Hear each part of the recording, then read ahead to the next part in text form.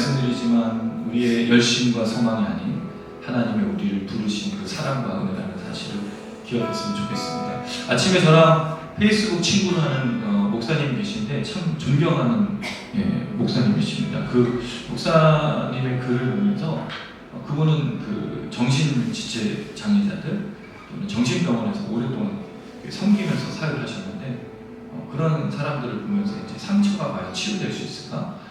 우리의 상처는 사실은 과연 나을 수 있을까라는 고민을 올리셨더라고요.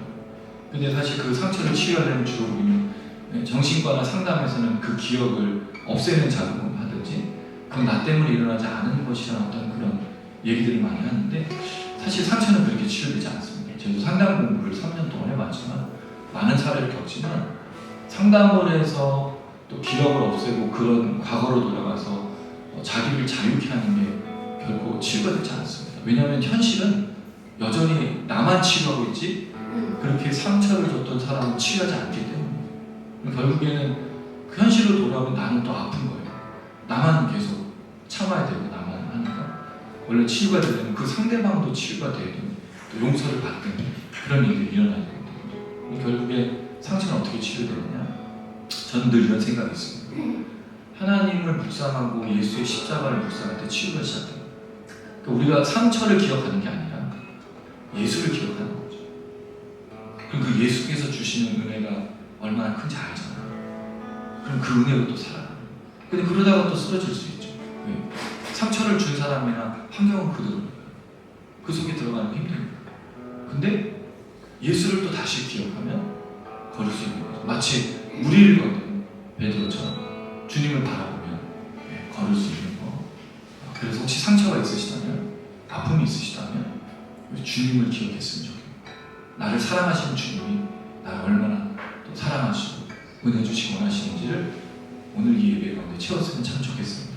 그리고 우리가 예배가 되게 소망하면서 멘트는 좀 무거웠는데요, 찬양은 또 기쁨으로 함께 했으면 좋겠습니다. 우리의 소망 되신 주님을 함께 바라보면서 찬양할게요.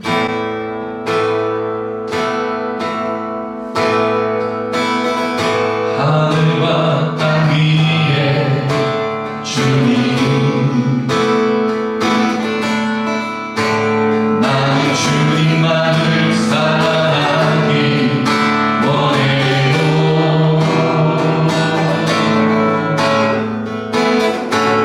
내 몸과 마음 지칠 때에도 진리의 말씀 이 힘 주시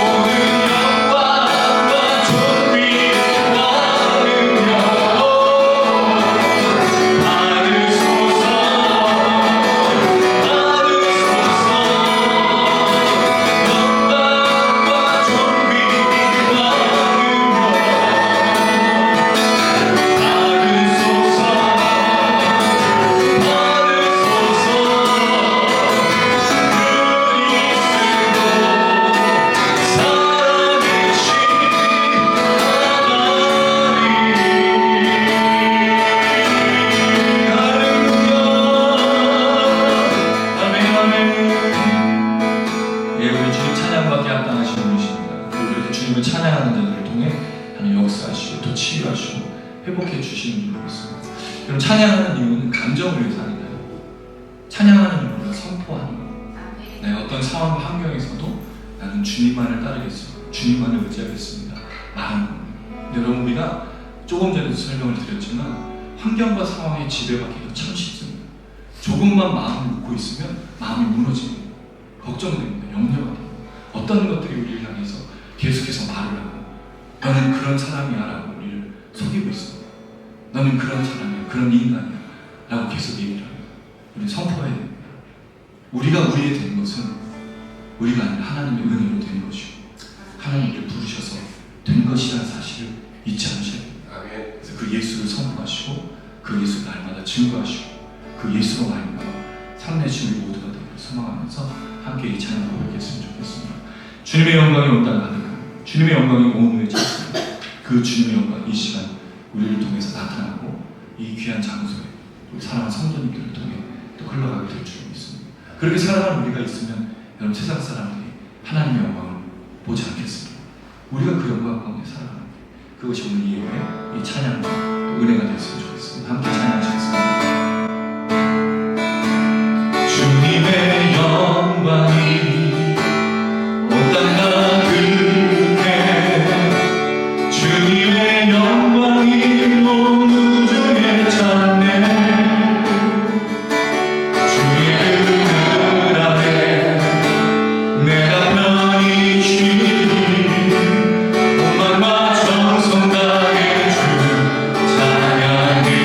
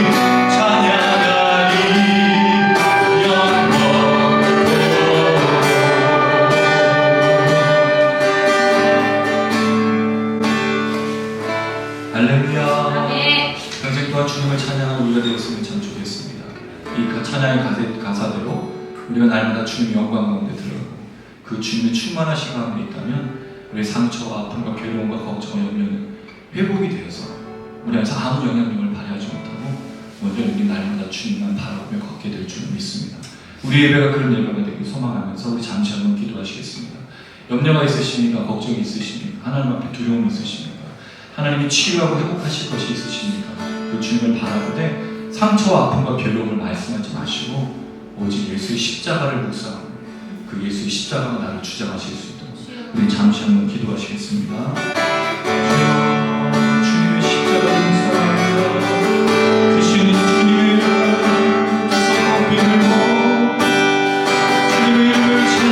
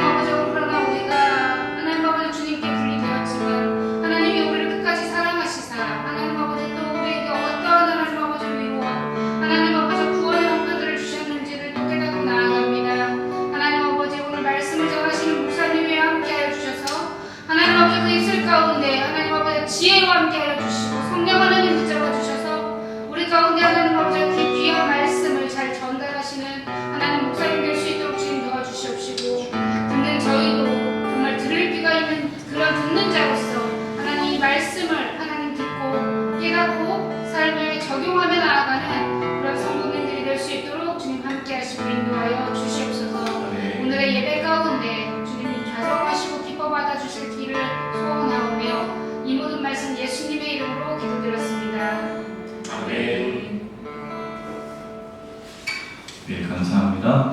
오늘 함께 나누실 말씀은 창세기 3장 14절에서 19절 말씀입니다. 창세기 3장 14절에서 19절.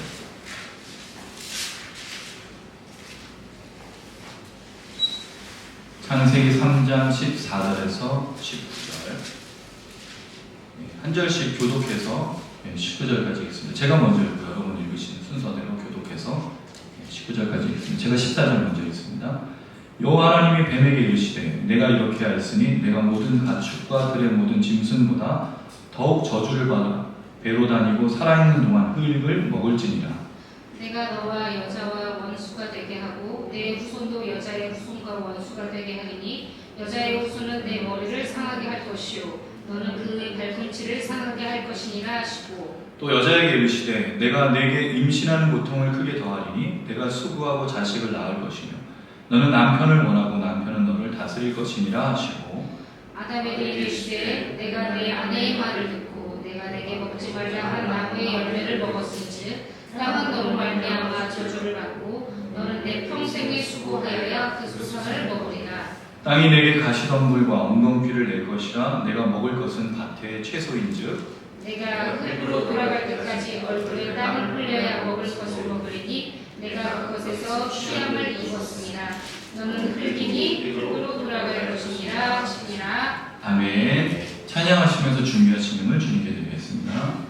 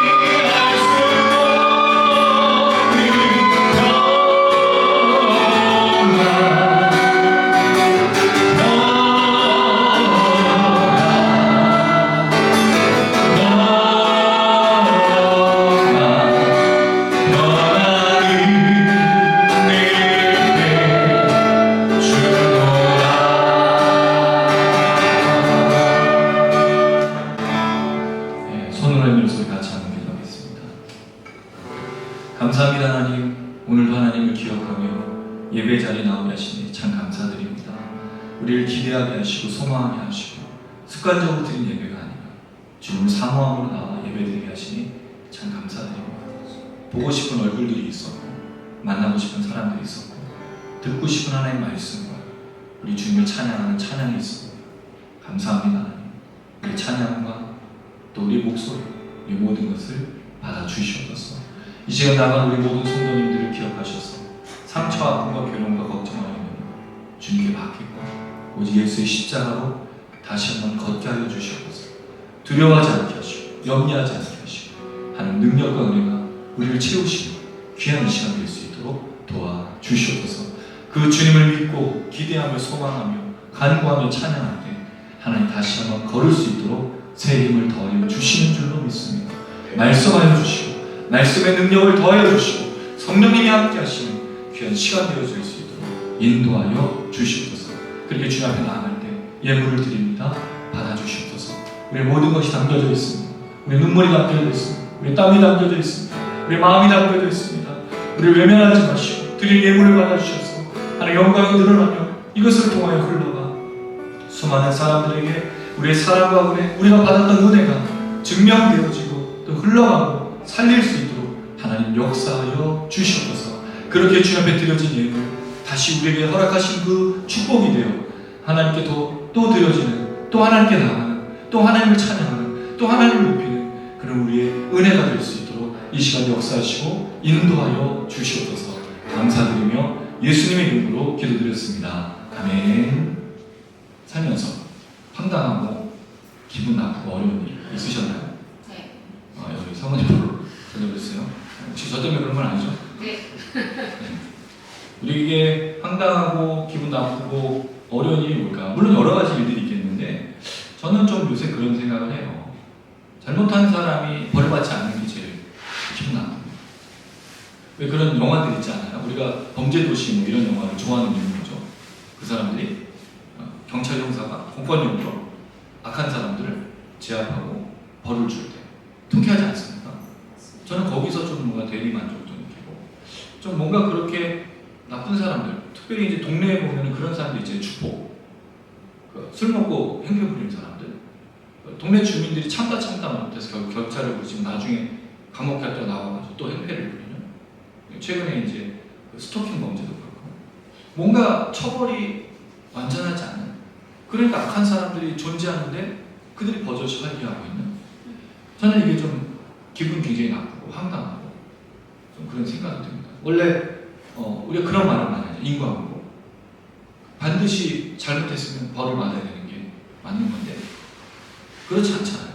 유전무죄, 무전무죄. 권력을 갖고 있는 사람들 중에 제대로 벌 받는 사람 본 적이 없고, 또 그런 사람들이 버젓이 자기들이 지도층이 되고 리더가 돼서 오히려 연약한 사람들의 것을 빼앗고 그들을 억울하게 만드는 그런 시대이지 않습니까? 그런 걸 보면서 우리가 참 많이 힘들고 또 어려움을 느낍니다. 아마 그게 양심에 화임하고 마음이 강팍한 사람들의 특징이지 않겠습니까? 늘 성경에 나오는 마음이 강팍한 사람의 제일 대표되는 사람은 누구죠? 애구방 바로. 바로는 마음이 강팍한의 대명사잖아요. 그 다음에 바벨로나 누부갓네살, 그 다음에 아합과 이세벨. 이런 사람들의 특징은 다 양심에 화임하고 마음이 강팍한 자. 불법을 저지르고 죄악을 저질렀는데도 여전히 뻔뻔하다는 거죠. 그리고 자신에 대해서 말을 하는 사람에 대해서 입을 막게 하고 오히려 죽이는. 아합과 이세벨이 죽였던 선지자가 정말 많지 않습니까? 그 시대가 참 암울한 그런 시대였죠. 그래서 성경은요, 분명히 뭘 얘기하고 있냐면 하나님의 심판과 저주를 말하고 있습니다. 잘못한 것에 대해서 반드시 하나님 심판하시고 저주를 하는 내용이 있어요. 오늘 창세기 말씀이 그 내용이 아닙니까? 놀라운 건 하나님은 그렇게 심판과 저주라는 정의, 저스티스라고 말하는, 이걸 공의로도 부르는데 사실은 히브리어의 미시파트라고 말하는 정의는 공의란 말과 똑같은 단어예요. 공의라고 말하는 걸 하나님이 이제 공적인 의를 말하지만 사실은 정의랑 똑같은 단어입니다. 히브리어는 이걸 정의와 공의로 이제 나누곤 하는데 아무 의미가 없는 거예요. 사실 같은 의미인데 하나님의 공의가 있다는 거죠. 하나님의 공의는 뭐죠? 죄 지은 자를 심판하고 벌하는 거예요. 그 공의는 반드시 뭐와 한 쌍이냐면 동전 양면처럼 인자, 헤세드가 있어요. 그 하나님의 공의는 심판도 있지만 거기에 뭐가 있냐면 인자하심이 있습니다. 용서가 있다는 거죠. 하나님 공의를 행하시는 이유는 뭐죠? 용서하시기 위해서 행하는 건데, 근데 만약에 그것을 받아들이면 용서의 은혜가 있고 또 하나님께서 불쌍히 여겨주는 자비가 있는 거죠. 그러나 그렇게 정의를 행했는데 받아들이지 않으면 그건 심판으로 끝나는 거예요. 그게 이제 성경이 말하는 공의입니다. 특별히 오늘 이제 본문 말씀에 이 내용이 담겨져 있어요. 우리가 잘 알고 있는 내용이죠. 이 선악과를 먹음으로 말미암아 인류가 겪게 되어지는 그 저주, 이 죄의 결과가 얼마나 심각한지를 보여주고 있어요. 아마 이 본문은 굉장히 많이 다뤘던 본문일 거예요. 여러분 많이 들어보셨죠? 뱀은 어떻게 저주를 받고 여자는 어떻게 저주를 받고 아담은 어떻게 저주를 받았는가 생각하는데 사실 이게 굉장히 소홀하게 다뤄집니다. 이게 얼마나 심각한 건지를 잘 피부로 느껴지지 않는데 본문을 자세하게 보면 이게 굉장히 심각한 내용이라는 것을 알 수가 있어요. 왜 인류가 왜 인간이 이렇게 살 수밖에 없는가? 왜 사람들이 이 모습을 갖고 있는가? 왜 나도 때로는 그런 모습을 띠고 있는가를 정말 잘 설명해 주는 그런 내용입니다. 이제 그 내용을 좀 생각해 보려고 하는데요. 저주가 어떻게 일어나는 순서가 있습니다. 제일 첫 번째로 14절에 보니까 누가 저주를 받죠? 뱀이 저주를 받아요. 15절까지 내용이 나오죠. 16절에는 여자가 저주를 받습니다. 그 다음에 17절부터 19절은 아담에 대한 저주인데 아담에 대한 저주는 굉장히 길어요. 이 저주의 내용이 이렇게 순서가 있다는 거죠. 이게 왜 순서죠? 범죄를 저지른, 죄악을 저지르는 순서잖아요. 뱀이 죄악을 저질렀고 뱀이 여자를 유혹했고 여자가 아담을 유혹했던 그 순서대로 지금 저주가 임하고 있는 것을 볼 수 있습니다. 자, 먼저 첫 번째로 뱀의 저주를 좀 생각해 볼게요. 14절에서 15절에 있는 말씀인데 우리 함께 14절 제가 읽고 15절 한번 읽어주세요.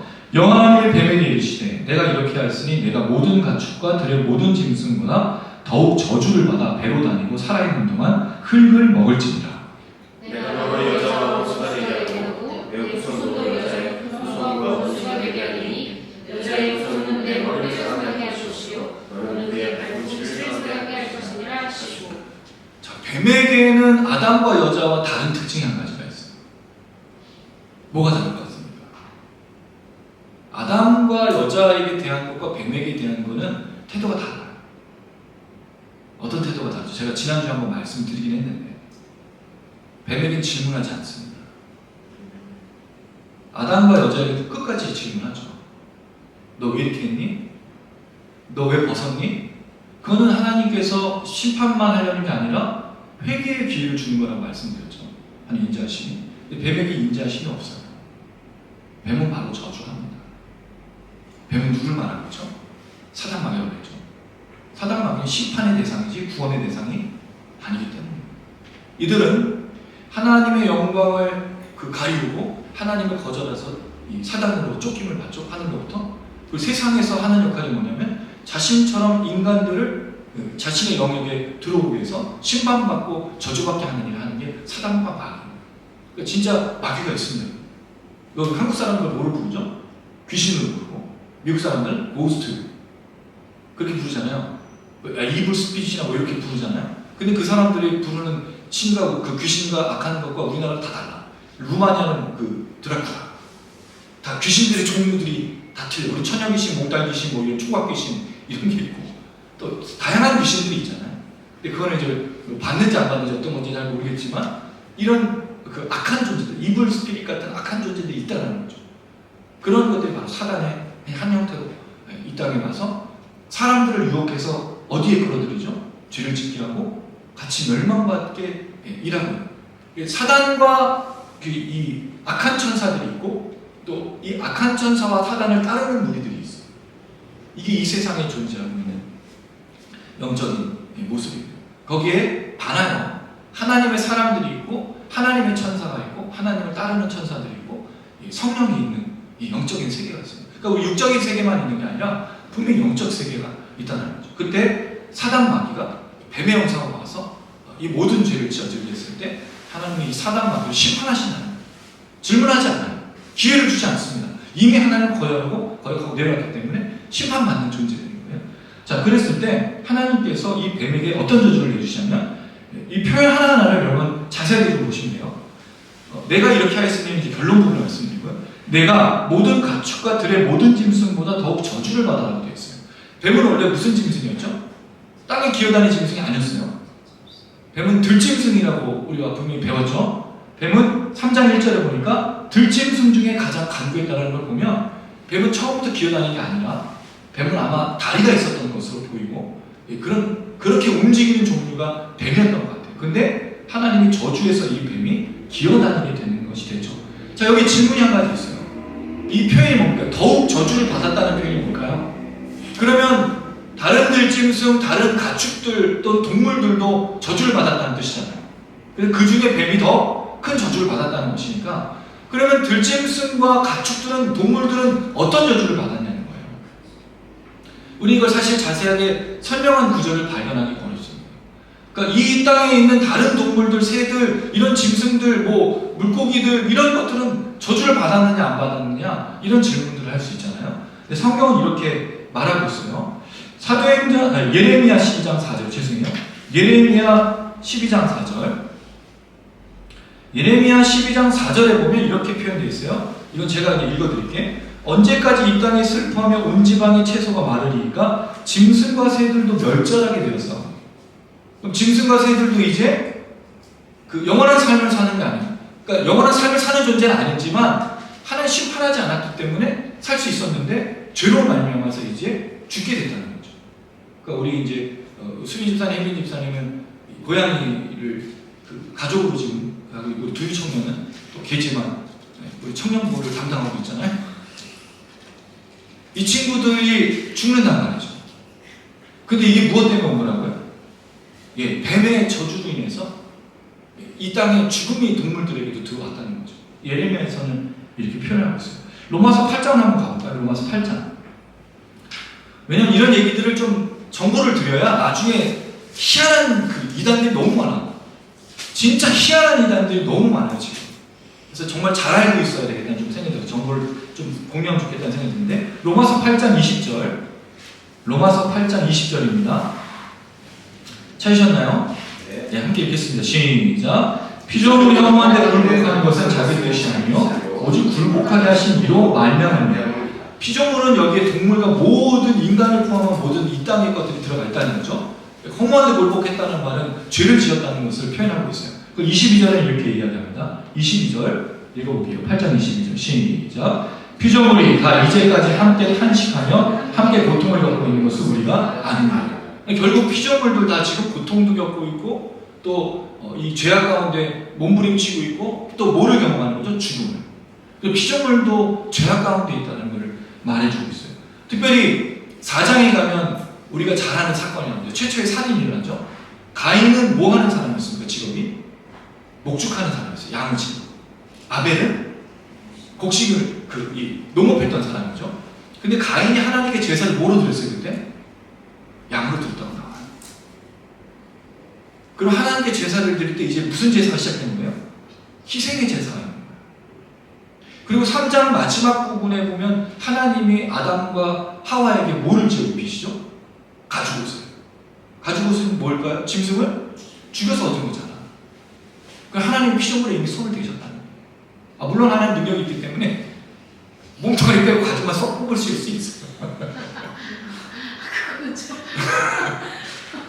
능력이 있으셔서 그러실 수 있어. 근데 그런 건 아닌 것 같아요. 지금 누구 때문에 가족이 희생당한 거예요? 사람 때문에. 그리고 나서 이런 죽음의 제사가 되고 우리가 알고 있지만 짐승의 세계가 얼마나 비참해요. 야곱강식의 세계가 있죠. 그 강하지 않은 약한 거는 부모도 버리잖아요. 그 내버려둬. 죽게 내버려둬. 우린 그걸 비정하다고 그러잖아요. 우리는 사람들이 약하다고 해서 버리나요? 고민하지 않습니까? 장애가 있는 아이를 오히려 더 사랑하게 되고 우리가 만약 그렇게 하지 않으면 그 사람들을 보고 뭐라고 불러요? 이 짐승만도 못하는데 그렇게 말합니다. 그럼 짐승도 지금 굴복하게 되고 죄, 그 다음에 저주를 받고 있다는 거죠. 그럼 지금 이 상태가 뱀의 이 불순종을 통해서 모든 짐승들이 이렇게 저주 가운데 들어가는 걸 볼 수 있습니다. 자, 그리고 나서 그럼 더욱 크게 되었다는 말은 뭐냐? 이 뱀이 그 중에서 더 큰 저주를 받았다는 거죠. 더욱이라는 말은 지난번에 기억나실 거예요, 여러분. 제가 죽다라는 말을 하나는 두 번 썼다 그랬죠. 하나는 절대어로 쓰고 하나는 그 일반어로 써서 두 개를 같이 붙이면 강조의미라고 했죠. 똑같이 썼어요.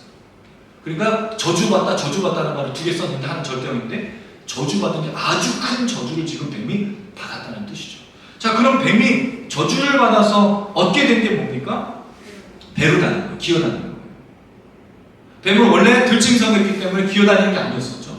근데 이 기어다니는 게 그러면 저주냐라고 부를 수 있어요. 실제로 뱀은 흙을 먹지 않잖아. 뱀은 뭘 먹어요?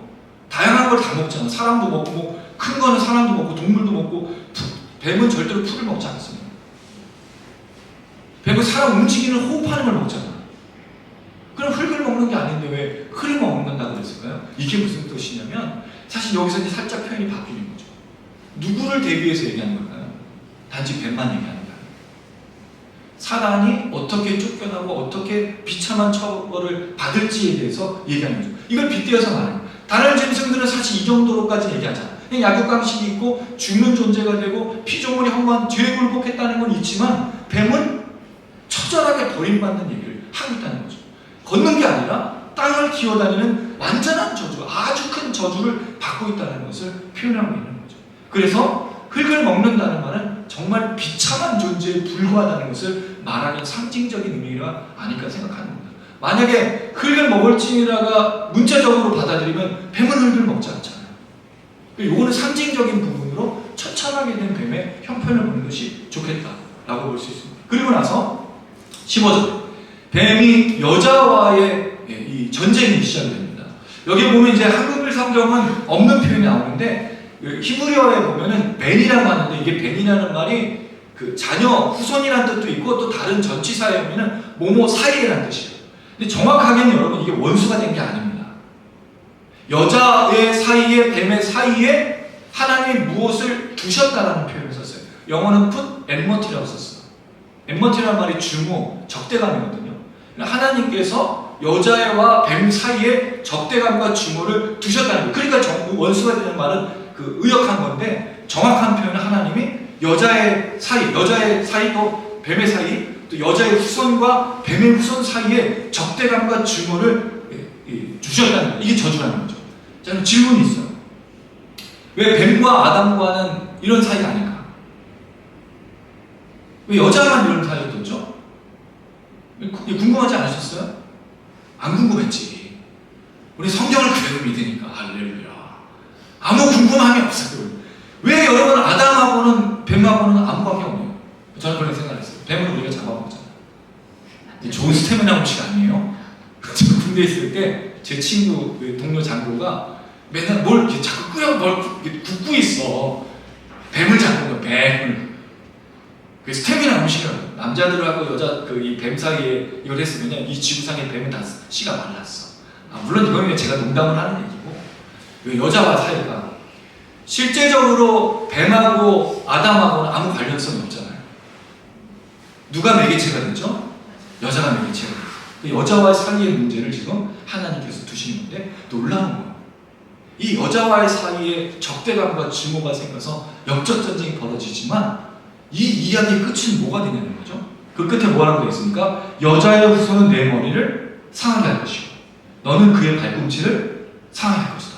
이 상하게 한다는 말은 같은 단어예요. 슈프라는 단어인데 똑같은 단어를 두 개 썼어요. 여자는 뱀의 머리를 상하게 하고 뱀은 그 여자의 후손의 발꿈치를 상하게 한다는 거죠. 자, 그럼 이거 생각해 보세요. 이게 무슨 뜻일까요? 여자는 그럼 뱀을 밟는다는 거잖아요. 그렇죠? 근데 뱀은 공격을 해. 공격 안 하는 게 아니야. 전쟁을 하는데 공격을 하는데 어디만 물 수 있어? 발꿈치만. 왜? 걸어 다녔다면 이런 표현이 안 나오지.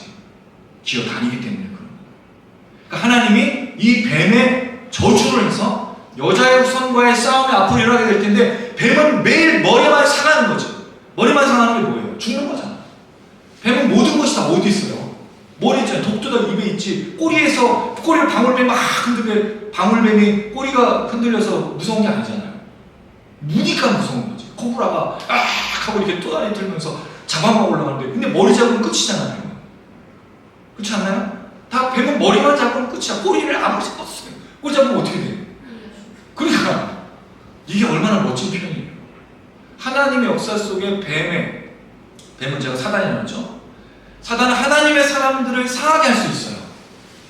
그러나 그는 완전히 멸망하고 무너지고 파괴되는 얘기들을 하고 있다는 거죠. 이게 궁극적으로 누구에게 드러나냐면 사실은 시편과 많은 내용들이 있어요. 이거를 또 다 하려면 좀 시간이 또 많이 가니까 나중에 한번 찾아보시면 되겠는데 하나님의 역사 속에서 이 머리를 상하게 하는 일들이 시편 110편 6절에 나오고 시편 91편 13절에 나오는데 이걸 사도 바울은 어떻게 표현했냐면 이렇게 표현했어요. 골로새서 2장 14절에서 15절이에요. 이걸 한번 찾아볼까요? 골로새서 2장 14절에서 15절. 골로새서 2장 14절에서 15절입니다.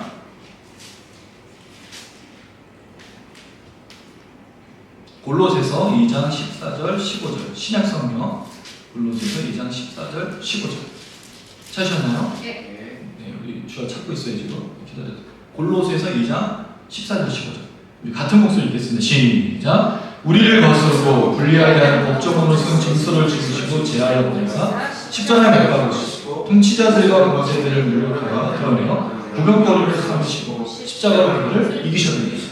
시편의 말씀은 머리를 깨뜨린다는 표현이 있고요. 시편 91편에는 뱀을 발로 누른다는 표현이 있어요. 그게 누가 하면 메시아와 그리스도가 만나는 거예요. 근데 이것을 사도 바울은 뭐로 이해했냐면 예수의 십자가가 그의 다리는 발꿈치는 상하였지만 뱀의 머리를 밟은 사건을 이해하는 거죠. 예수의 십자가가 지금 창세기 3장 15절에 예언된 것처럼 신약의 저자들이 받아들이는 거예요. 이 구절을 가지고 하나님 창세전부터 여자의 후손, 왜냐하면 여자의 후손이 이사야에는 그 처녀에게 잉태하여 아들 낳으니 이름은 뭐라 부른다 그랬죠? 임마누엘. 근데 마태복음에는 그 임마누엘을 뭐로 바꿔서 부르습니까? 예수라, 구원자, 메시아. 결국 사도 바울은 이 창세기 여자의 후손과 뱀의 후손의 전쟁을 십자가의 사건으로 이해하는 거죠. 예수도 타격을 받았어요. 왜 타격을 받죠? 고난받고 멸시받고 죽으니까. 그러나 십자가는 뭐가 있어요? 제가 십자가는 예수님이 뭐로 이해하셨다고 그랬죠? 기억나실까요? 누가복음이가 나눴던 말씀인데 기억이 하나도 안 날 거예요. 네, 이건 제가 왜 웃고 있냐면 그래야 목사도 할 맛이 나죠. 성도들이 다 기억하고 몇 날 며칠 몇 시에 예수님 아니 목사님 이런 얘기 했고요. 다 그런 분이 있어요. 다 기록했다가 저 시간까지 정리했다가 목사님 그때 이거 얘기했었어요 하는 분이 있어요. 저는 그런 건 바라진 않습니다. 제가 바라는 건 말씀을 잘 들었던 기억나요. 누가 보면 뭐라고 그랬죠? 예수님이 신문 나가실 때 이제 인자가 하나님의 영광의 우편에 앉아 있으려고 말을 하셔. 무엇 때문에? 고난 받을 때, 십자가 죽으실 때. 요한복음 뭐라고 표현하죠? 텔레스타이, 다 이루었다. 어디서? 십자가에서. 이게 신약의 저자들이 보고 있는 구약의 말씀입니다. 이들은 예수님의 고난과 죽음과 십자가를 창세기 여자의 후손이 발꿈치를 상하고 뱀의 머리를 밟으신, 죽음의 권세를 받으신, 사단의 권세를 밟으신 그 역사라고 선포하고 있다는 거죠. 뭐가? 십자가가. 그래서 십자가가 우리에게 중요한 거예요. 다른 사람들이 볼 때는 십자가는 뭐죠? 저주입니다. 왜냐하면 유대인들은 나무에 달려 죽은 사람을 저주받은 사람으로 여겼어요. 그럼 기독교인들에게는, 그리스도인들에게는 십자가가 뭐죠? 영광입니다. 할렐루야. 예수가 거기서 사단의 권세, 죽음의 권세를 발로 밟으신 이기신 역사이기 때문에 그래요. 그래서 그 십자가에서 뭐가 다 해결됐죠? 우리의 죄가 다 해결되잖아요. 와. 이 죄의 저주가 거기서 해결된 거 아니에요. 언제? 창세 때 일어났던 일들이 예수님께서 오셔서 2000년 전에 오셔서 예수님이 다 해결해서 구원 역사가 일어나게 돼서 이제는 우리가 하나님 앞에 마음껏 나아갈 수 있는 자유를 얻게 됩니다.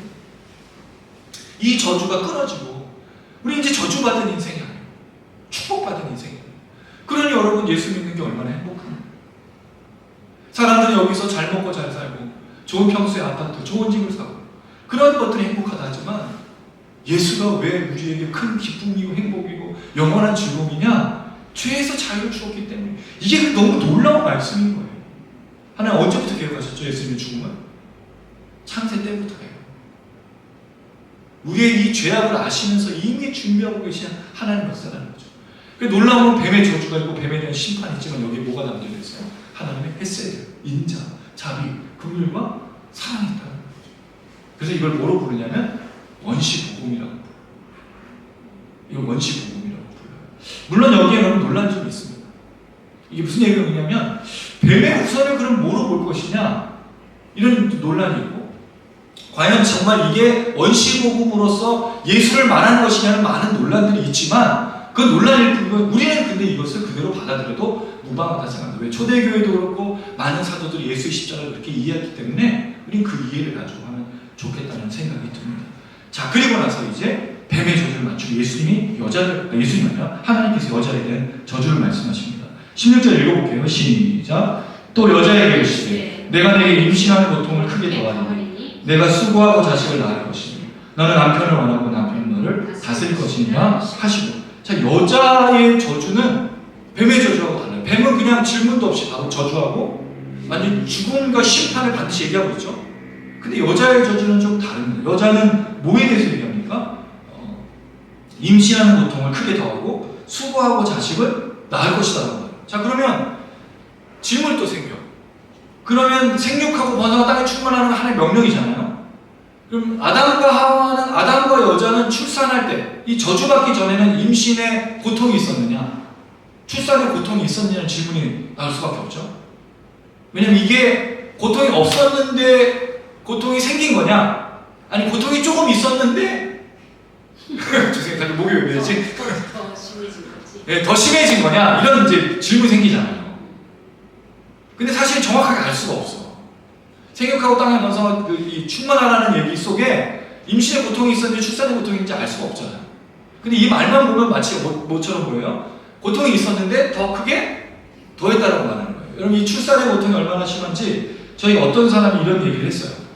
사람의 입을 이렇게 다 잡고 뒤로 넘기는 거예요. 이해가 되세요? 이걸 잡고 이렇게 뒤로 넘겨. 이게 벌어지잖아. 뼈가 부러지고 이게 턱이 관절 나가는 이게 바로 출산의 고통이라고 얘기하는 거예요. 오, 이게 얼마나 무서워. 진짜 아, 예. 정말 아, 예, 그렇죠. 예, 저는 알 수가 없어요. 저는 그 아파하는 모습을 지켜왔죠. 그리고 그 아이가 태어났을 때 퇴출을 잘랐을 뿐입니다. 근데 이게 출산의 고통인데, 그럼 그 전에도 이게 있었느냐, 더했느냐? 사실 성경이 정확하게 말하지 않고 있다는 거예요. 중요한 건 저주로 뭐가 일어나는 거예요. 임신의 고통이 생긴 거예요. 여기 말하는 게 이자본 또는 이차본이라고 부르는 이 고통이라는 단어가 중요한데 이 단어가 한 번 더 반복이 돼요. 여자에게는 어떤 고통이 생긴 거예요? 임신의 고통. 이 입덧. 그래도 우리 아내는 입덧이 좀 그렇게 심하지 않았어요. 두 아이를 다 잉태할 때, 임신할 때 입덧이 정말 심하지 않았어요. 근데 이제 저한테 늘 노래를 부르는 레파토리가 있어요. 몇 가지가 있어요. 아이스크림, 베스킨라빈스 아이스크림하고 그 다음에 두텁떡하고 이 사과가 뭐죠? 그 파란색 초록 사과? 아니 나오네 그 사과. 그 사과에 대한 에피소드가 있어요. 저는 이것 때문에 우리 성도님들 욕을 많이 먹었어요. 목사님 그때 그러셨다면서요. 그 성도님이 나는 모르는데 다 얘기를 한 거예요 우리 아내가. 제가 설교 시간에 올라가서 이거를 변명하는 설교다. 저는 그런 사람이 아니다 했는데 제가 왜 그걸 하는지 몰랐지만 아무튼 입덧이 심하잖아요. 임신의 고통이 있어요. 근데 여러분 사실은 하나님이 원래 명령은 축복은 뭐였죠? 생육하고 번성하고 땅에 충만한 하나님의 축복이 명령했잖아요. 근데 이 저주를 받아서 이제 여자에게는 임신의 고통, 또 출산의 고통. 사실 여자가 아니고서는 이걸 할 수가 없는 여기에 아주 이 큰 축복이 여자에게 저주가 돼요. 원래는 이게 남자가 할 수 있는 게 아니라 여자로 말미암아서 나와야 되는 중요한 부분인 거잖아요. 이게 하나님의 축복이었는데 여자가 완전히 저주가 되어버린 그런 부분입니다. 물론 지금 시대는 사실 출산의 고통만 있는 게 아니라 자녀를 낳아도 키울 수 있는 방법, 고민들이 생기기 때문에 자녀도 안 낳고 결혼도 안 하는 시대가 됐어요. 이게 참 시대가 참 많은 거예요. 그럼 되게 웃기지 않으세요? 우리가 선진국이잖아요. G7에도 막 들어간다 그런 얘기까지 한참도 아니에요. 조금 전에 얘기했었던 선진국이잖아. 근데 사람들이 일을 안 나. 왜? 먹고 사는 게 힘들기 때문에. 그럼 여러분 생각해 보세요. 우리 부모님 나이 때는 우리 부모님이 한 20-30년만 해도 잘 먹고 잘 살아서 애들 낳았어요? 그때 더 못 먹고 더 못 살았어. 근데 아이는 몇 명까지 낳았어요? 기본 7, 8 줄 아니에요? 그리고 옷도 다 돌려막기. 옷 돌려막기. 뭐 저희는 이제 삼형제인 거는 그 당시에는 삼형제인 거는 적은 거였어요. 우리 어머니가 애를 삼형제인 거 많지 않아. 네 사람으로 5사람이 기본이었잖아. 삼형제. 지금은 한 명 낳지도 않고 거의 결혼도 잘 안 해. 왜? 살기가 더 빡빡해진 거예요. 근데 생각해보면 살기가 빡빡해진 게 아니야. 우리 씀씀이가 커진 거지. 우리 욕구가 더 커졌기 때문이에요. 예전에는요, 콩 한 쪽도 나눠 먹는 그런 가족이고, 그냥 옆집하고 와서 밥 먹고 아무것도 없이 그냥 살지 않았어요. 우리 애들도 밖에 나가서 하루 종일 어디 갔는지도 모르는 애들이 밤에 놀 때 시커매져가지고, 근데 찾지도 않은 부모가 왜? 밥 먹을 때는 배고프면 들어와.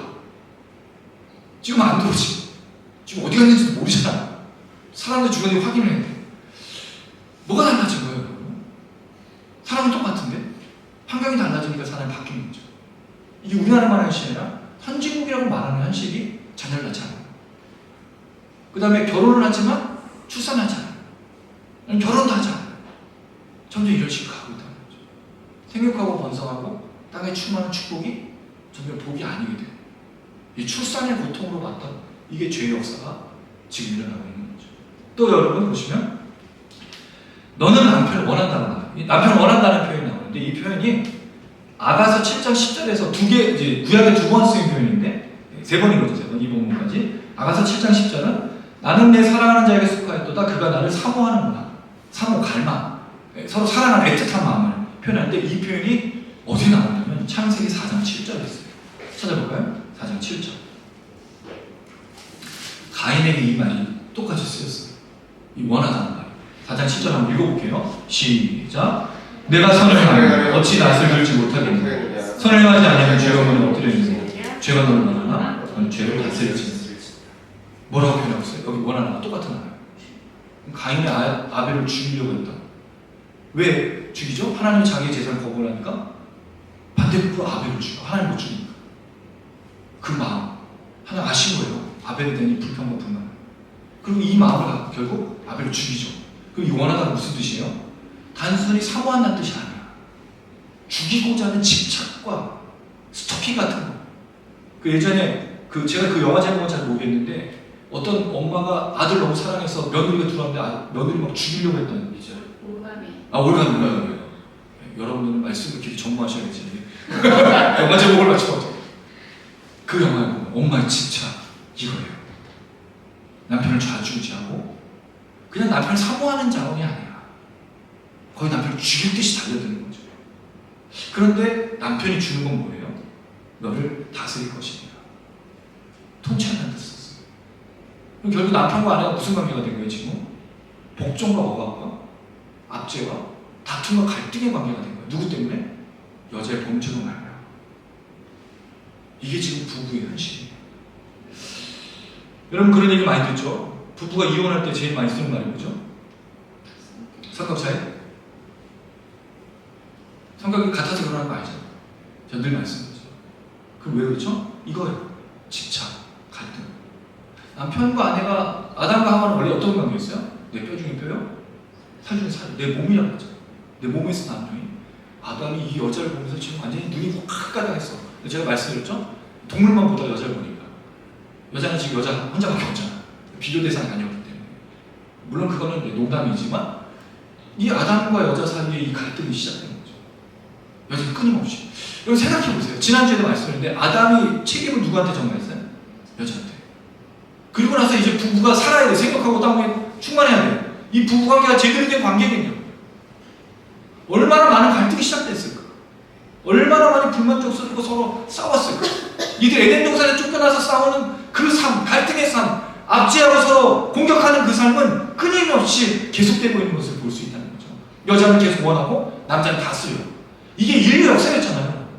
여자는 가치의 그 가치를 여전하게 지금도 그렇지만 가치를 존중받지 못하고 남자는 우선에 서요. 물론 또 이게 역전이 되기도 하고 그래요. 그 정말 이 부부간의 관계는 이해할 수 없는 거예요. 아무리 사랑하고 아무리 사랑해서 결혼해도 결국은 어떤 것을 겪죠? 갈등을 겪어요. 이 세상에 싸우지 않는 부부는 없어요. 근데 착각해요. 연애할 때는 뭐 할 것만 생각하죠? 연애할 때는 그냥 우리가 서로 싸우지 않고 남자들이 하는 말은 내가 당신 손에 평생 물 묻혀주지 않는 거예요. 그럼 뭘 사주죠? 고무장갑. 죄송합니다. 이런 것들을 우리가 처음에 연애할 때도 했지만 실제로 살면 어떤 일이에요? 갈등, 집착, 의심, 싸움, 다툼. 차라리 모르는 사람보다 더 못하는 이런 부부관계가 되는 거죠. 근데 거기에 사실은 회복이 없느냐? 있지만 이게 죄의 저주로 인해서 그 가정이 되는 거죠. 하나님이 가정을 처음부터 저정하셨잖아요. 안식일 예정이 아니라 제가 가정 제정을 얘기했죠. 근데 그 가정이, 결혼이 깨어지게 된 거예요. 이 저주 때문에. 이게 지금 모두 우리가 알고 있는 거예요. 물론 이 말은 여자에게 하는 거죠. 대표적으로. 근데 지금 우리가 겪고 있는 것과 너무 똑같은 거예요. 그럼 결국 이게 우리의 모습, 어떤 영향이 있는 거예요? 부부가? 가정이 죄의 영향 안에 있다는 걸 보여주고 있는 거예요. 죄의 저주 안에 있다는 거예요. 심각한 거죠. 자, 그 다음에 아담도 길어. 뱀도 짧고 여자도 짧은데 아담 굉장히 길어. 왜? 아담은 하나의 형상과 모양으로 최초로 창조된 사람이니까. 아담 대표성이 있기 때문에 그래요. 프라이어티가 있어. 자, 17절 읽어볼게요. 시작. 아담이 이르시되 내가 내 아내의 말을 듣고 내가 내게 먹지 말라 나무를 먹었은즉 땅은 너로 말미암아 저주를 받고 너는 내 평생에 수고하여야 그 소산을 먹으리라. 자, 아담에게 어떤 일이 생깁니까? 내 명령을 듣지 않고 아내의 명령을 들었으므로 너가 지금 땅이 저주받는다. 누구 때문에? 아담 때문에 땅이 저주받는 거예요. 사실 정확하게는 땅이 저주받는 건 아니야. 땅은 원래 내는 게 뭐였어요? 우리 2장에서 보고 1장에서 봤던 건 땅은 풀을 내고 채소를 내고 과일을 내었죠. 에덴 동산에 보니까 하나님이 그걸 내기 위해서 에덴 동산을 경작하게 아담을 만들어 주셨잖아요. 땅의 역할은 뭐예요? 채소를 내고 풀을 내고 과일나무를 내는 거였어요. 근데 그것도 내지만 이제 아담에게 저주를 주기 위해서 뭘 내고 있느냐고요? 18절 가시덤불과 엉겅퀴를 내요. 똑같이 나오는 것들이 있지만 다른 것이 생산되기 시작됐다는 거죠. 그 땅이 저주받은 것이 그거예요. 오염되고 가뭄이 흉작이 나타나고 그 열매를 거두기가 쉽지 않은 상태가 돼요. 누구 때문에? 아담 때문에. 왜? 아담은 뭐로부터 왔어요? 땅으로부터 왔습니다. 이게 참 신기한 건 여자는 자기가 나온 남자에게서부터 멀어지기 시작하고 아담은 자기가 나온 땅으로부터 멀어지는 거죠. 자기 출신으로부터 멀어지는 거죠. 이걸 지금 하나님이 설명하고 아담은 원래 경작하다고 지음받은 사람이잖아요. 땅을 정복하다는 뜻이 제가 경작하다고 말했죠. 노동하는 것, 경작하는 것. 그럼 그 에덴 동산을 가꾸고 잘 먹고 잘 사는 것이 아담에게 허락하신 것인데 지금 아담이 평생 땀 흘려 수고했는데 땅에서는 뭐가 흘러나오고 있는 거예요? 가시덤불과 엉겅퀴. 자기의 출신이 자기를 거절하는 거죠.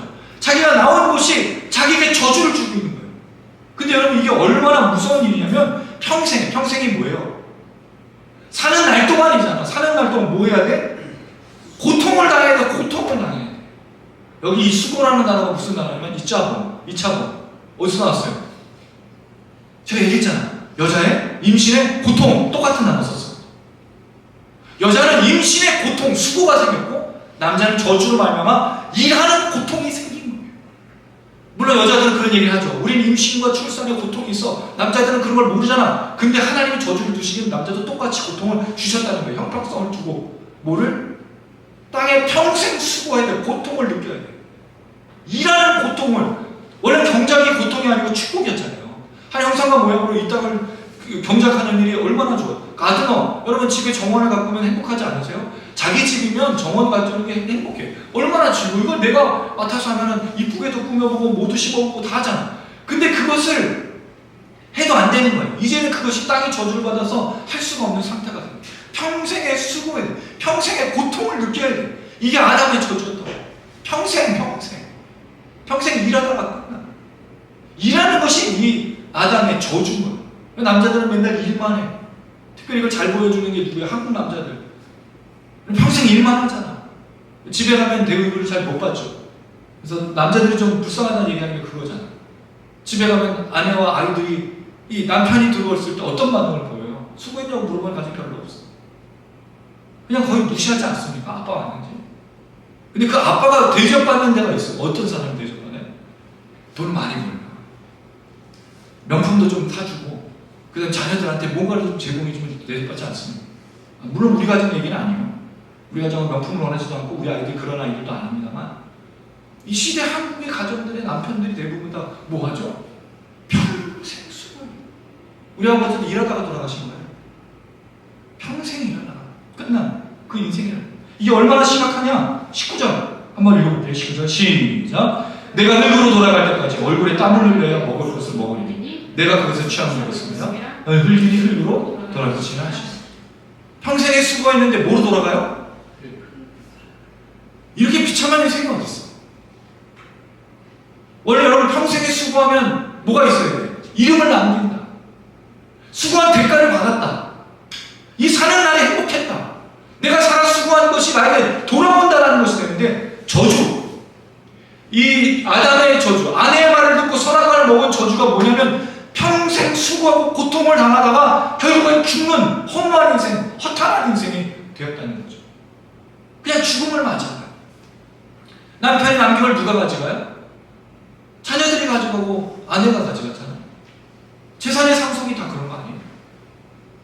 지금 이게 얼마나 심각한지 몰라요. 이 아담에게. 그러니 여러분 여자에게도 저주가 있고 아담에게도 저주가 있으니 근데 여러분 잘 한번 보세요. 아담은 지금 저주를 받아서 이 땅과의 관련 속에서 저주를 얘기하는데 뭐가 없어요 여기에 지금? 여자와의 관계가 아무것도 없어. 그냥 여자인 거야. 그럼 아담은 평생 일만 하다가 죽는데 여자는 거기서 남편을 계속 원하는 저주 가운데 빠져있다는 거죠. 남편은 그런 저주 가운데 있다는 거죠. 근데 여기서 하나의 질문이 있어요. 평생 수고하다가 죽었어. 흙으로 돌아갔어요. 그럼 그게 저주가 사실은? 이제 그럼 어떻게 보면 일하던 걸 끝났으니까 쉬는 거 아닌가요? 어떻게 생각하세요? 평생 수고해서 고통에서 놓인 거잖아요. 죽음 원래. 그 흙으로 돌아간다는 거예요. 이제 수고했으니까 이제 좀 쉬자. 그러니까 사람들이 이 땅에서 고통을 받으면 자꾸 뭐 하려고 그래요? 죽고 싶다고 하지 않습니까? 그걸 쉬는 거라고 표현합니다. 내가 죽으면 끝난다고 생각하는 거예요. 우리 성도님들이 자주 했던 표현이 있어요. 목사님 우리가 언제까지 해야 돼요? 죽을 때까지. 그러면 이게 죽어야 끝나는 거는 불쌍한 인생이잖아요. 근데 사실은 어떻게 보면 죽음은 오히려 저주가 아니라 축복 아닌가요? 평생 수고하고 땀 흘리는데 그렇지 않아요. 여기 아주 놀라운 한 가지 빠졌어. 우리가 죽음을 대하는 자세가 오해가 있다는 거예요. 여러분 천국이 뭐죠? 예수 믿는 게 뭐죠? 예수 믿고 구원받는다는 게 무슨 뜻이에요? 어떻게 이해해 주시는 거예요? 어떻게 받아들여지죠? 예수 믿고 구원받는 게 뭡니까? 우리 어르신들이 예수 믿고 구원받는 걸 자꾸 뭐로 생각했죠? 영원한 삶을 사는 거? 죽어도 천국이 있는 거? 근데 여러분 그게 무슨 의미가 있어요? 영원히 사는 거. 저는 좀 이게 되게 많은 분들에게 질문도 받고 했지만 천국에 가면 우리가 뭘 불러요 맨날? 찬양해. 365일 내내. 시간의 개념도 없고 영어도 노래만 부르다 끝나. 이게 무슨 천국이야? 생각해보세요. 365일 내내 찬양만 하고 있어. 아무 기쁨이 없이 노래만 부르고 있어. 영원토록 죽지도 않고. 이걸 생각해보면 이게 천국이에요? 그리고 우리 천국의 개념이 잘못된 거야. 영원한 삶을 사는 거. 이게 죽는 게 그러면 축복인 거지. 오히려 이 말씀으로 보면 여러분 이 죽음이라는 의미와 영원한 삶을 사는 게 그런 의미가 아닌 거예요. 절대로. 성경은 그렇게 말한 적이 없는데 우리는 그렇게 말하는 거예요. 사람들에게 영원한 삶을 사시겠습니까? 라고 물어보는 게 아니라는 거죠. 이 죄의 저주로 말미암아 죽는다는 의미가 뭐가 있느냐? 잘 따라오셔야 돼요. 여러분 요거만 이야기하고 이제 오늘 마무리하려고 합니다. 여러분 제가 해석하지 않은 내용이 한 가지 있어요. 얼굴에 땀을 흘려가 있어요. 얼굴에 땀을 흘려. 이 얼굴에 땀을 흘려가 무슨 말인 것 같아요? 예, 노동을 하면은 어디서 땀이 나요? 얼굴에 땀 나지 않아요. 사실 정확하게는 이마에 땀이 나지. 근데 이 단어가 얼굴이 아니에요. 이게 앞이라는 단어인데 코야 코. 왜 여러분 제가 하나님이 진노하실 때 뭐를 설명드렸죠? 코에서 이 김이 나온다고 설명드렸죠? 영화 보면은 왜 화가 나면 콧김이 막 나오는 것처럼 분노와 진노의 표현인데 코를 썼어. 코에서 땀이 나. 그래서 사실 여러분 콧구멍에서 땀 나지 않잖아. 콧구멍에서 콧물이 나오지. 그럼 이게 무슨 뜻이냐는 거예요. 이게 중요해요. 이 해석. 물론 여러분 저의 개인적인 견해예요.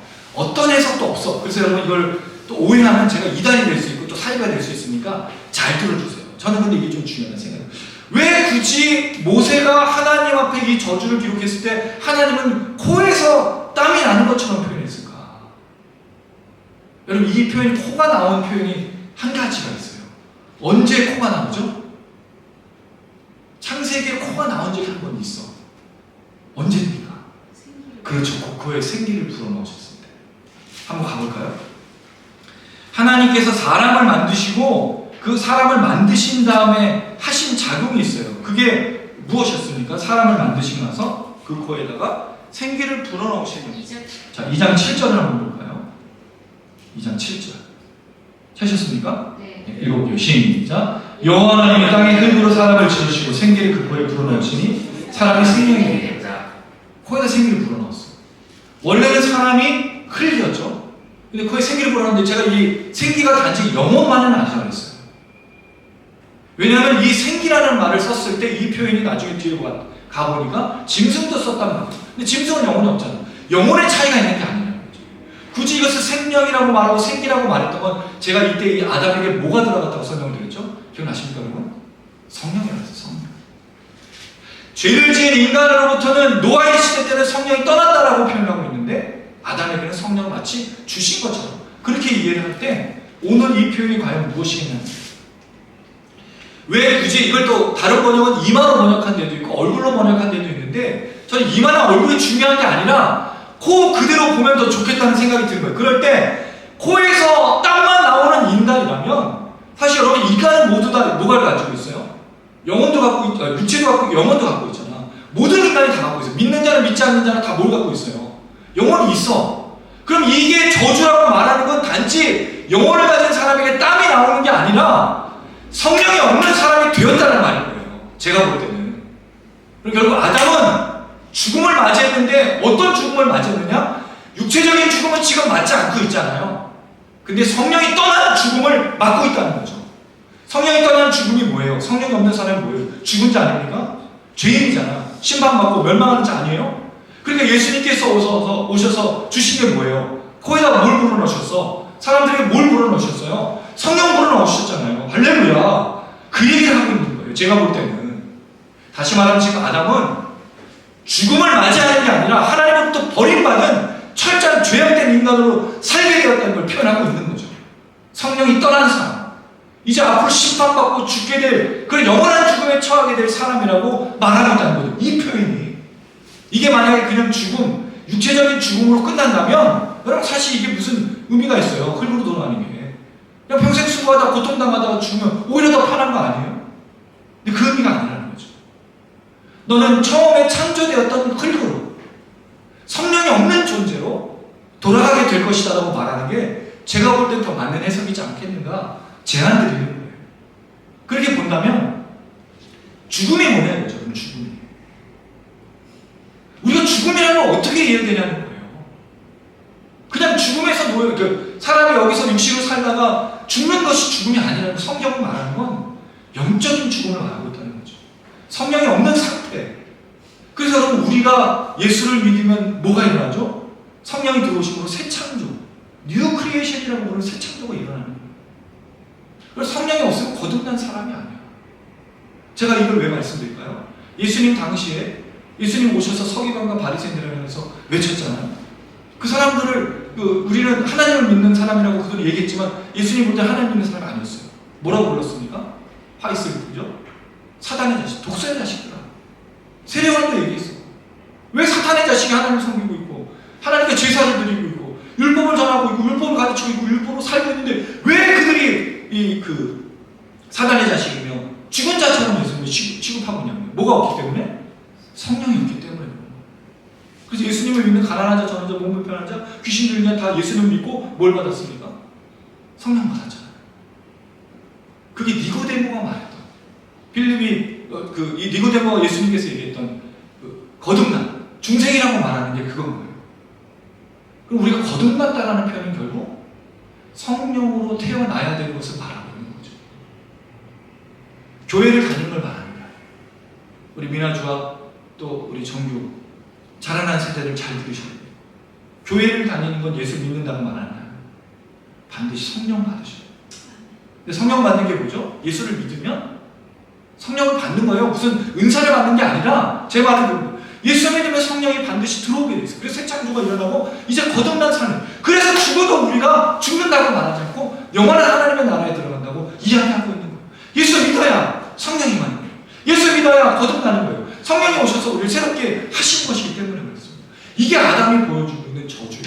만약에 여러분 이것을 이렇게 받아들이지 않는다면 그냥 죽음이 우리에게 저주라고만 이야기하는데 죽음이 저주가 아니에요. 생각해보면 많은 사람들이 그러면 나 좀 지치면 죽어버리면 돼요.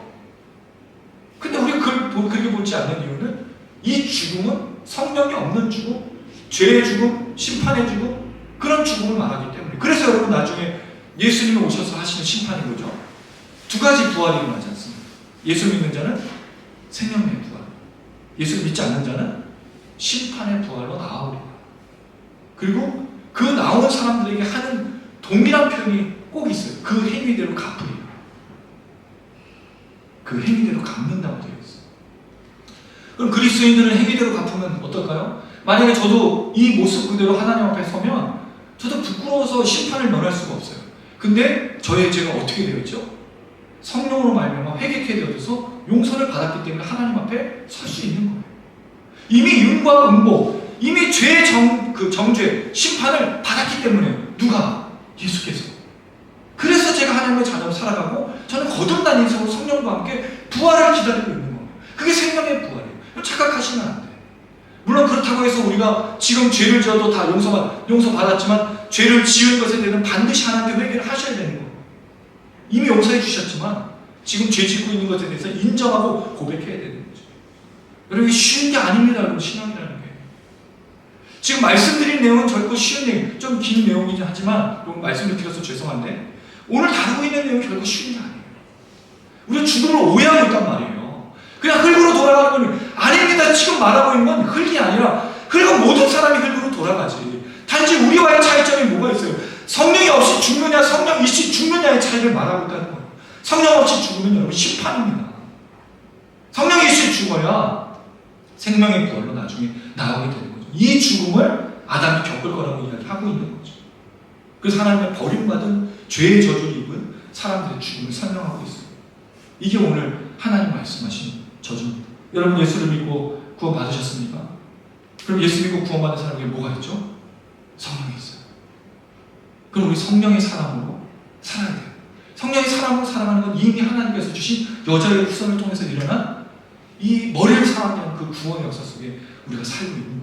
이게 바로 새 창조예요. 우리에게는 이미 새 창조가 일어났어. 예수를 믿고 있다면 예수를 정말 인격적으로 믿고 있다면, 내가 죄인인데 예수님의 십자가를 그렇게 구원자로 믿고 있다면 우리 안에 성령이 있고 예수 믿고 있는 겁니다. 저는 이 얘기를 매일 드리고 싶은 겁니다. 이것을 확인하고 싶은 겁니다. 여러분이 교회를 잘 나왔느냐, 헌금을 많이 했느냐, 봉사를 했느냐, 여기서 교제를 했느냐를 묻고 있는 게 아니라 진짜 예수 믿고 있냐를 묻고 있는 거죠. 진짜 성령이 살아있냐고 묻고 있는 거죠. 그렇지 않다면 여러분 흙으로 다 돌아가는 거예요. 저주받아서 흙으로 돌아가는 인생이에요. 흙으로 왔기 때문에 흙으로 갑니다. 지어진 존재는 그대로 갑니다. 근데 흙으로 돌아가는 게 끝이 아니라 그랬죠. 반드시 여기에 대해서 갚으시는 생명의 부활이냐 심판의 부활이냐가 달려있는 거예요. 성령을 가진 사람만이 생명의 부활로 나가는 거죠. 오늘 말씀은 그래서 중요한 겁니다. 이제 말씀을 정리합니다. 오늘 뱀의 저주, 여자의 저주, 아담의 저주를 말씀드렸어요. 이 저주가 일어나는 건 딱 한 가지예요. 뱀에게 이렇게 말씀하십니다. 14절, 내가 이렇게 하였으니 아담은 내가 내 아내의 말을 듣고 내게 먹지 말라는 나무의 열매를 먹었으니. 여러분, 우리가 한 행위대로 하나님 반드시 갚으셔요. 하나님 반드시 정의를 실현하십니다. 우리가 죄를 저지른 것을 넘어가신 적이 없어요. 반드시 심판하신다고요. 그러나 그 심판 속에 제가 뭐를 두신다고 했죠? 헤세드, 인자, 용서를 두셔서 하나님 앞에 죄를 고백하고 잘못을 인정하고 또 용서를 구하는 사람들에게 하나님이 은혜를 허락하시는 거죠. 그게 우리에게 예수 그리스도, 예수 믿는 사람들에게 역사하신 그 은혜로 말미암아 다시 걸어갈 수 있는 것이죠. 이 하나님의 놀라운 능력과 은혜를 기억해야 돼요. 그리고 우리가 오늘 이 말씀을 듣고 진짜 죽음이 뭔지를 생각해 보셔야 돼요. 사람들도 죽음을 똑같이 맞이합니다. 그냥 흙으로 돌아가는 걸 생각해요. 근데 우리가 말하는 돌아가는 흙은 그 흙이 아니라는 거죠. 성령이 있느냐 성령이 없느냐는 아주 중요합니다. 결국 여러분, 그러면 우리가 살아있다는 게 뭐죠? 세상 사람들과 우리와 비교해서 뭐가 살아있는 거예요? 뭐가 죽은 거예요? 성령이 없는 사람이 죽은 거예요. 살아있지만 교회를 다니지만 성령 충만하지 않으면 죽은 거라고요. 숨만 쉬고 있는 거라고. 짐승과 다를 바가 없다고요. 심판받은 거랑 똑같다고요. 성령 충만하셔요. 성령의 사람으로 사셔요. 그럼 성령의 사람으로 사는 게 뭐예요? 제가 늘 말씀드린 이웃사랑입니다. 사랑의 사람이 되는 거예요. 이게 성령 충만의 가장 중요한 표현입니다. 그래서 가정에서 남편과 아내로, 부모와 자녀를 사랑하고 친구와 형제를 사랑하고 이 땅에 있는 수많은 사람들을 사랑하는 그 나가는 거예요. 오늘 말씀이 좀 길어져서 좀 양해를 부탁드리지만 죽음이 진짜 뭔지, 그리고 하나님이 갚으시는 그 은혜 속에서 우리는 뭘 받고 있는지, 그리고 우리가 정말 살아있다고 말할 때 살아있음이 뭔지, 성령 충만하지 않은 살아있음이 아니라는 걸 꼭 기억하십시오. 그리고 성령 충만으로 살아있다면 반드시 뭐가 드러나야 되는 거예요? 사랑의 삶이 드러나야 되는 거예요. 그게 바로 교회고, 그게 바로 성도이고, 그게 우리가 추구해야 되고, 우리가 나누려고, 우리가 걸어가야 될 길인 것입니다. 그렇게 살아가는 우리 모두가 되기를 주님의 이름으로 축원합니다. 아멘. 다시 한번 자신의 신앙을 점검하실 때 나는 성령의 사람인지, 새 창조된 거듭난 사람인지, 성령이 있는 사람인지를 확인하셔야 돼요. 교회를 출석하는 게 아니라고 말씀드려요. 성경을 읽고 기도하는 것이 우리의 신앙을 말하는 게 아니라고 말씀드렸어요. 예수 믿으면 반드시 성령이 계십니다. 그리고 그 성령의 사람들이 이 땅에서 하나님의 사람으로 살아가는 겁니다. 이걸 모세가 기록했잖아요. 출애굽에서 광야를 가는 사람들에게 이 이야기를 하면서 거듭난 사람으로 살아갑시다라고 말한 그 외침이었습니다. 여러분, 어떤 사람이십니까? 그 하나님 부르신 사람으로 살고 있는지 기억하면서 걸어가는 우리 모두가 되었으면 좋겠습니다.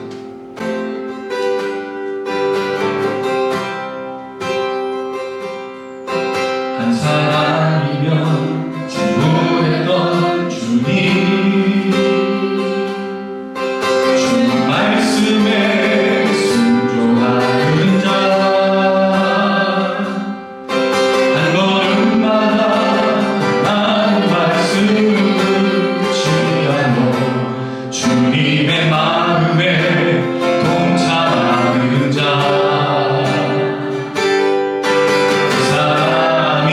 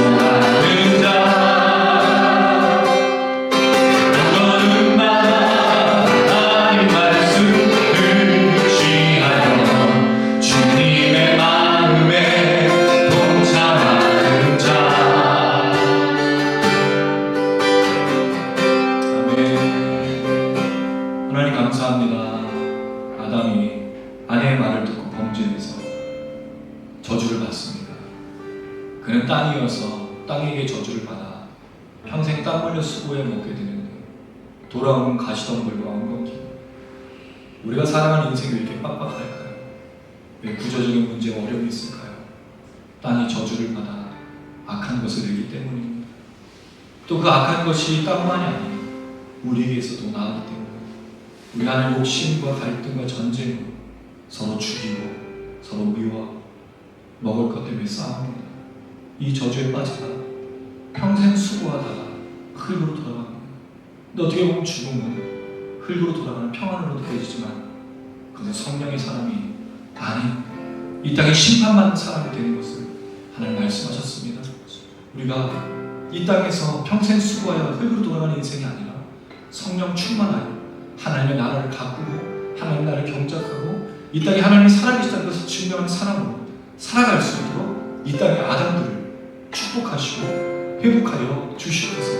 일하는 저주에 빠진 자가 아니라 한 사람으로 이 땅을 살리고 회복하는 사람들이 되게 하여 주시옵소서. 여자도 저주에 빠졌습니다. 출산과 임신의 고통이 있습니다. 생육하고 번성한 것이 축복이 아니라 저주가 되었습니다. 남편을 갈망하고 집착하고 그 남편에게 다스리고 학대를 당합니다. 주여 이 땅의 모든 저주가 풀리게 하여 주시옵소서. 여자들이 임신과 출산, 결혼이 행복이 되게 하여 주시고 또 함께 걸어가는 그 길 속에서 하나님의 나라를 이끌어가는 축복과 은혜를 누리게 도와 주시옵소서. 많은 여성들이 억압을 당하고 핍박을 당하고 그 모든 것들을 빼앗기고 슬픔과 괴로움과 상처로 살아갑니다. 주께서 그 저주에 빠진 사람들을 치유하시고 회복하여 주시옵소서. 일에 먼저 구원받은 우리 교회가 우리가 그들을 치유하고 살리고 회복하게 도와주셔서 이 땅에 다시 한번 구원의 역사, 삶의 역사, 회복의 역사 나타나게 하여 주시옵소서. 여자의 후손이 뱀의 머리를 상하게 하는 그 십자가의 능력과 고난이 우리에게 소망이 되었듯이 이 땅에 소망을 전하고 나는 우리의 삶, 우리 교회 영상을 시청하시는 분들 될 수 있도록 하나님 축복하여 주시옵소서. 감사드리며 예수님의 이름으로 기도드렸습니다. 아멘. 가슴에 손 얹으시기 바랍니다.